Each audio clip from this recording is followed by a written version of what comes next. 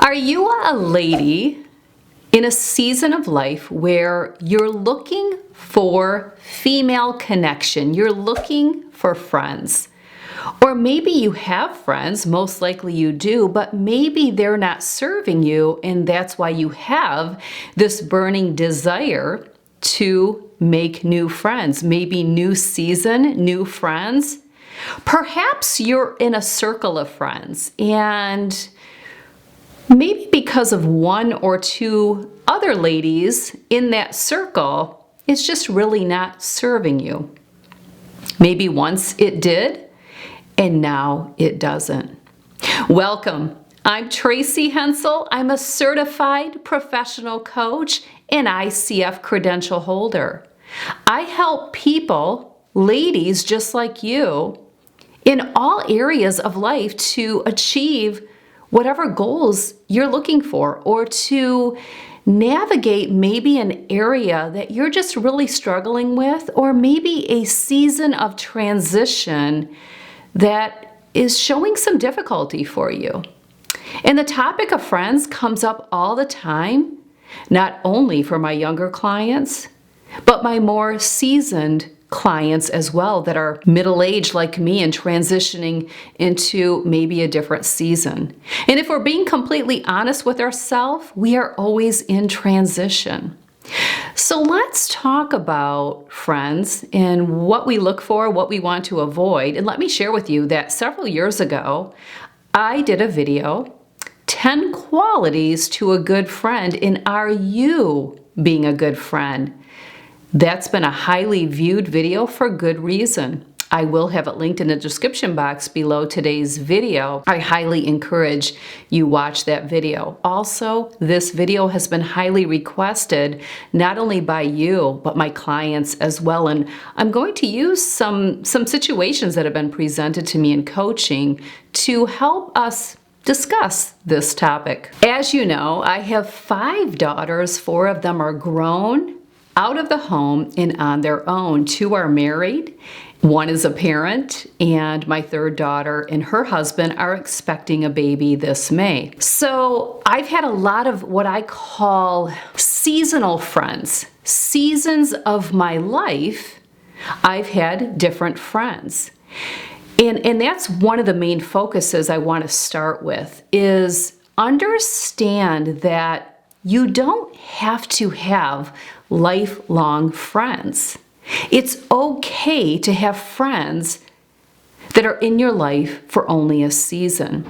Some of you may still stay in contact with high school friends, or college friends, or college roommates. Some of you may have had a job or career early on, and you stayed friends with some of those people.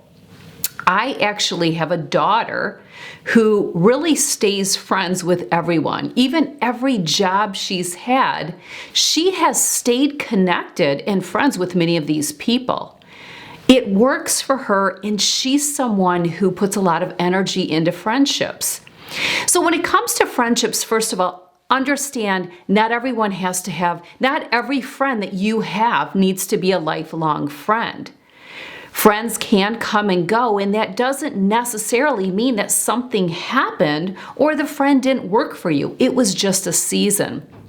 Because my husband Paul and I had 5 children, we even were in a lot of friend groups or friend circles that were couples, because we had girls that played travel sports, and we traveled with these families. They became our friends. They became who we socialized with because we were always together. But they were just seasonal friends.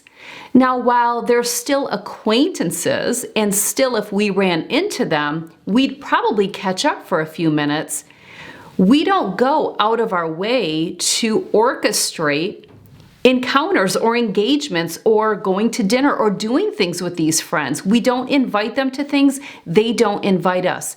Maybe a high school open house, but even that has kind of drifted away. And it doesn't mean that there's any negative energy behind those relationships, they were just seasonal. So it's okay. I want to tell you it's okay. And don't try too hard to make these relationships more than what they are, because often down the road they may not be serving you. Now, if you have stayed in contact with your high school friends, your college friends, maybe your early young adult years, a couple friends here or there, again, if they aren't serving you in this season, it's okay to step away and not have this enormous pressure. Maybe you get together with a group of these girls once a year and you go on a trip. That's wonderful, especially if it's something you look forward to and you have a fantastic time. But if you're in a new season, maybe you have a very busy and active family, and maybe their children are younger than yours, and you're in different seasons in your life. It's okay to kind of step back from that friend group, friend circle, or just one single friend or two, just because it doesn't fit with your season. Now, how you go about that can be difficult because you don't ever want to leave the impression that they did something, and this is where good communication comes in. Most often, what most people do is they decline offers over and over and over, but they never really come clean with why they're declining the offer. They're just coming up with all these excuses. Well, that leaves the other person eventually wondering if they did something to compromise the relationship. So I think it's more important to communicate that you're in a season where a lot of your time is devoted to other areas, and you're just in a season where you aren't willing to devote as much time to your friend circles and friend groups. So that also leads me into be careful when you're out seeking new friends, because you have to look at your active roles. I have a video where I talk about active roles. Those are things like everything that requires your time. So if you're a wife, it requires your time. A mother requires your time. If you're employed, that requires your time. Maybe you're a caretaker to an elderly family member, that requires your time. Maybe you're plugged into the church and you go to services or church events above and beyond Sunday service, that requires your time. So going out and seeking new friends when you really don't have time to give to them, well, that can be exhausting for you, and it can also leave this new friend in question because you're starting to decline offers. I have spent the majority of my adult years in a position where I have too many active roles to really devote to friends. And it doesn't mean that I don't need friends. Of course, people will tell you you need friends and that it's healthy to have friends, but I would beg to differ, because if your partner or your spouse is your best friend, and maybe your kids, once they become adults, are your friends, who are you going to give your time to? Those are the people I'm going to give my time to, which doesn't give me a lot of opportunity to spend time with female friends.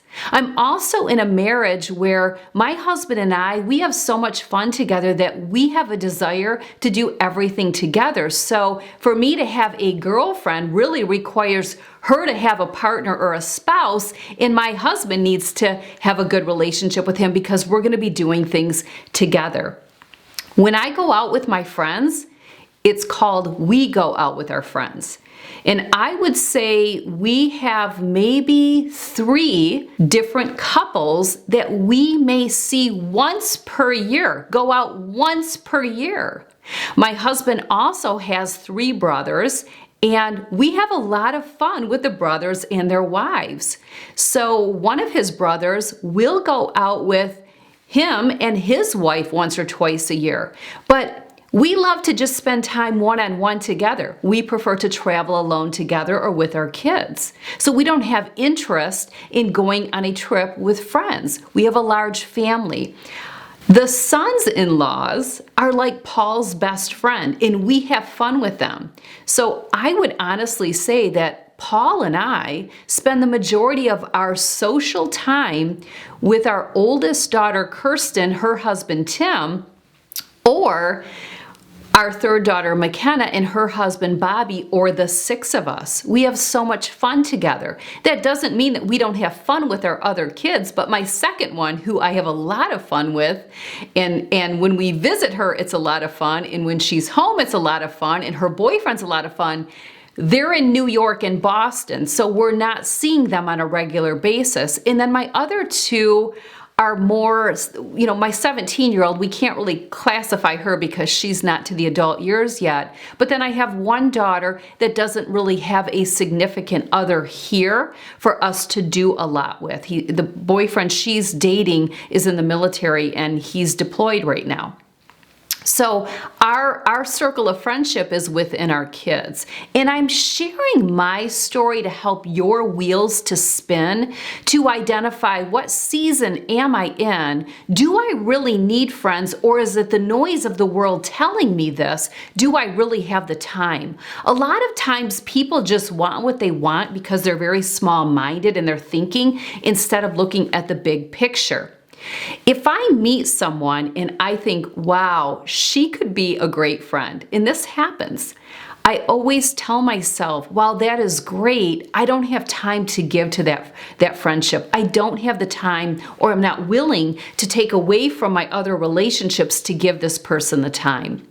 Now, if I meet someone and I really like her and I think that, and then I meet her husband and I think the same thing, I may try to cultivate that and get the four of us together to see what the dynamics are between the four of us, and then that may be a new friend. But again, it requires time. The other thing is friend circles.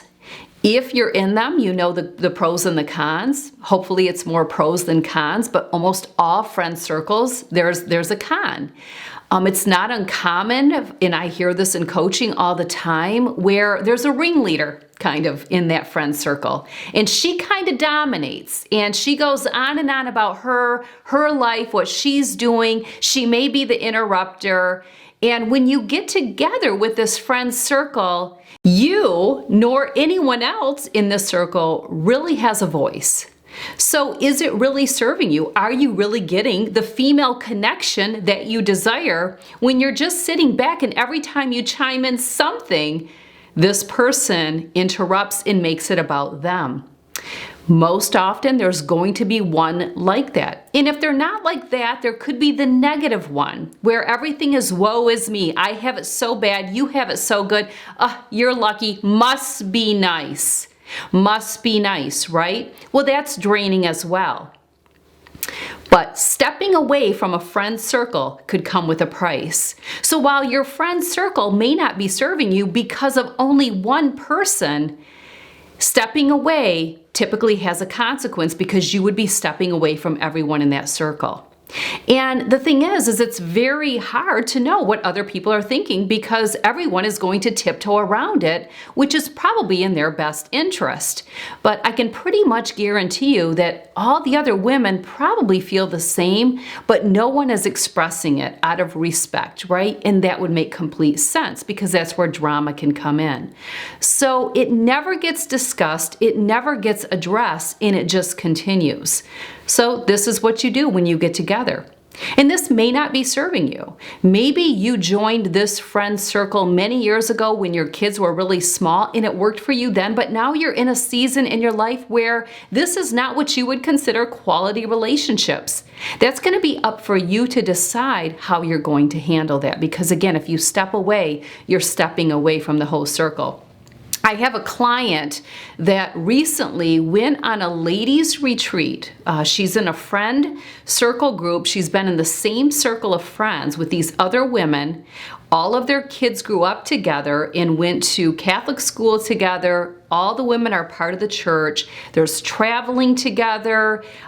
When one of now all these kids are adults, all of their children are adults. When someone gets married, all these families, the husbands and wives, they're all invited, they're all seated at the same table, and there's a ringleader in this group. And it just so happens that recently there was a ladies' retreat that they do every single year. And there's like 13 women that go. Well, the one that steals the show, and it's all about her, which she is a very nice, lady, and she would do anything for you. So it's not that she doesn't have a lot of great qualities. It's just that, how do you have female connection when one person is absorbing and taking over all conversations? Well, it just so happened she couldn't go. She had prior obligations and couldn't go. And my client shared with me what a wonderful weekend it was for everyone. And it was very well balanced. And women were sharing really deep, difficult things that have been going on in their life, and they were able to pray together.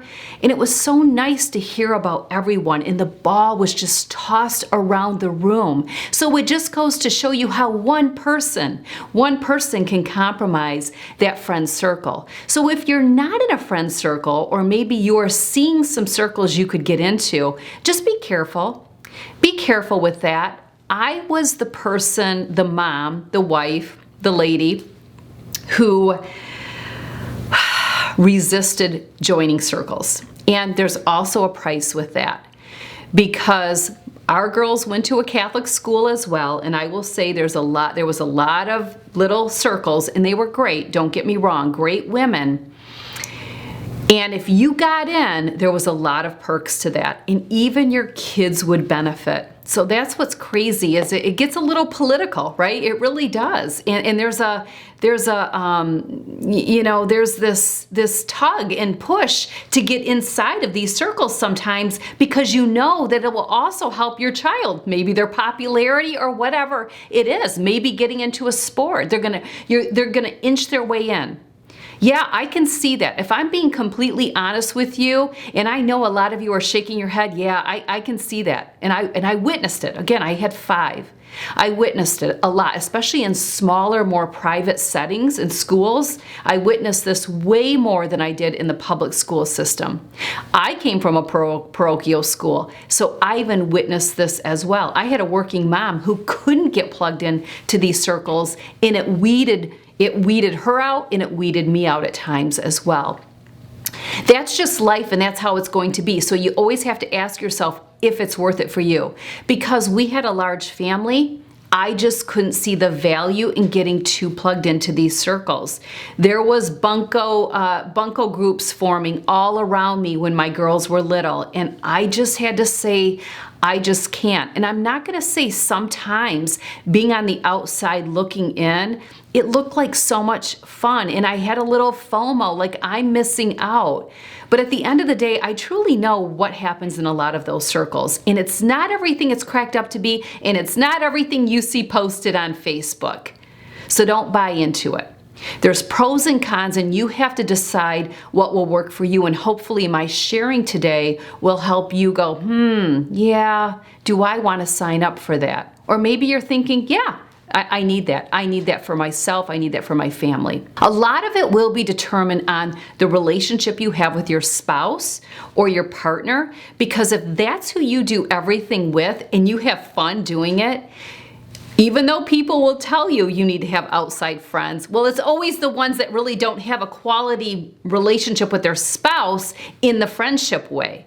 It's always those ones is what I've noticed, which it makes sense for them, but their story and them jumping out of their box into your box and into your lane, completely different. I would never tell someone they need it or they don't. And even in coaching, coaches don't tell you that stuff. We listen to what you say, and we help you identify, because you have the answers of what you need. But one of the questions that I'm going to ask is for you to share with me some things about your relationship with your spouse or partner. What do you do together?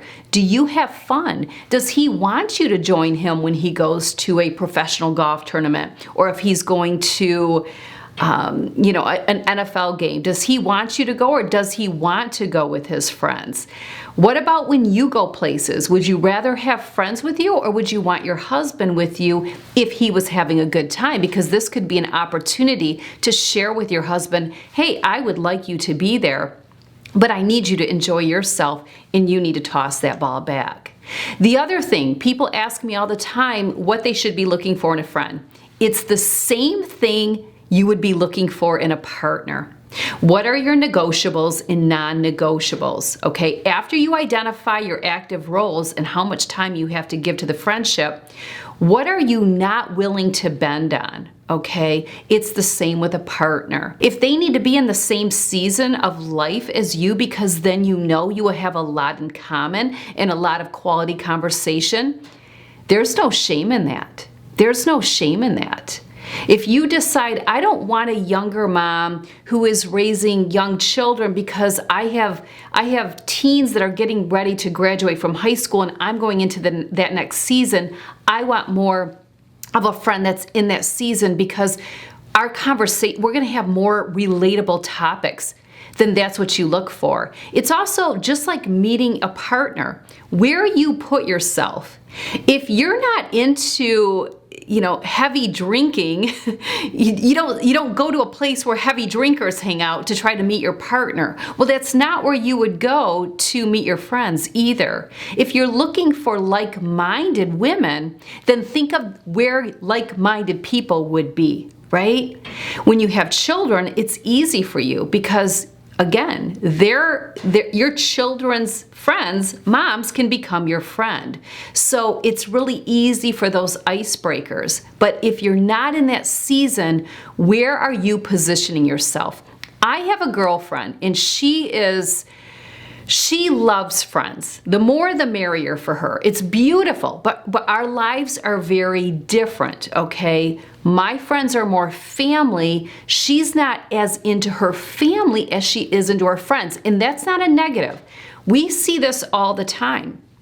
Even with parents, my dad and stepmom have friends everywhere, this friend group, that friend group, but they don't spend their free time usually with family at holidays, but they're with their friends all the time. There's nothing wrong with that. Don't judge that. Don't judge that if you're different. It doesn't make you better just because you're into your kids. Everyone gets their tank filled differently. But this particular friend, she moved away and she has all these friends back home where she lived. She moved away and within, I would say 3 months, she has a huge friend group. No surprise. This is no surprise to me because she puts herself out there. She makes it happen. So I'm using that situation for you to say, what am I doing to make it happen? You can sit back home all day long and do nothing and then expect that you're gonna meet someone and make friends. But that's not how it works. You have to be willing to put yourself out there just like you would if you were looking to meet a partner. But where you put yourself is going to be key. And my suggestion would be that you put yourself in establishments and environments that like-minded people would be at.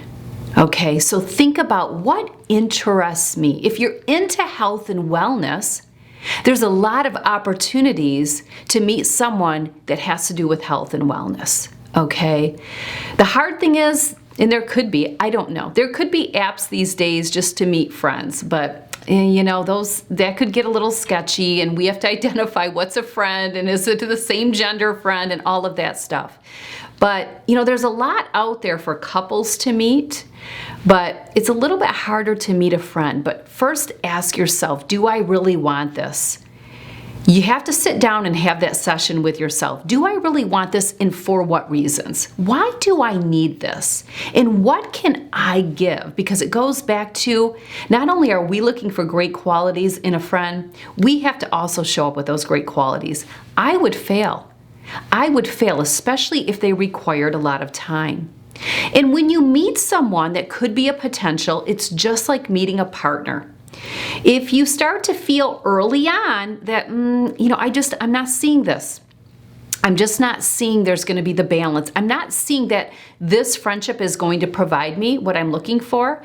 Well, if it was a significant other, a potential partner, and you witnessed that and you felt that, hopefully you would have enough confidence to step away and realize that it doesn't make me right, you wrong.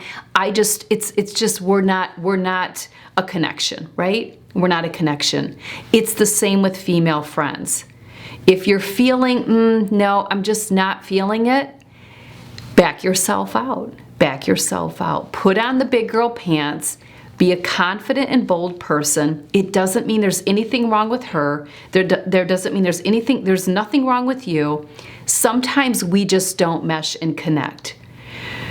All right, great topic. I'd love for you to weigh in. What's coming up for you based on this session?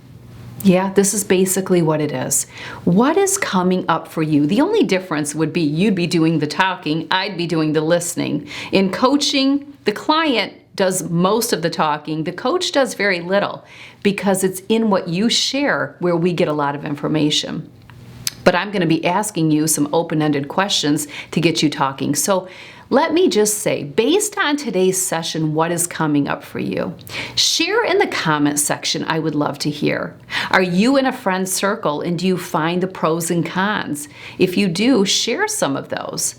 Are you in a season of life where you've realized that some of the friends that you have just aren't serving you and you'd like to meet some new friends? What are you actively doing to make that happen? Get the word out, get this video out, tell other people about this video. It's a great one. It's a great topic. Maybe watch this in your next little friend circle because maybe the person who's always interrupting, it's always about them or they're always negative, needs to hear this. It's tough. Do you address that with that person individually? You know, people ask me all the time, how should I handle this? Do you think I should reach out to her? Well, are you confident enough to do that? You always have to ask yourself, what could go wrong in that conversation? And I have to be okay with it turning out positive, but I also have to be okay with it turning out negative. If you're not okay with the negative, it may not be a conversation that you want to have. If you need additional help, I'd love to help you. I help my clients navigate all areas of life. That's why topics like this come up. No one usually reaches out directly for this topic only. When you sign up to work with me, you'll get a questionnaire. You get to put in that questionnaire all the areas that you want to work on, and you set the agenda for each session. But great topic today. Don't forget to weigh in. Give this video a like. Make sure you're subscribed. Hit the notification bell so you get immediate notification. And check out the library of videos I have in the description box below that all have to do kind of complementing today's topic. But make sure you're being a good friend and that you have everything to bring to the table as well. Because if you're going to expect them to come to the table armed and loaded, you better be loaded as well. Thanks for being here.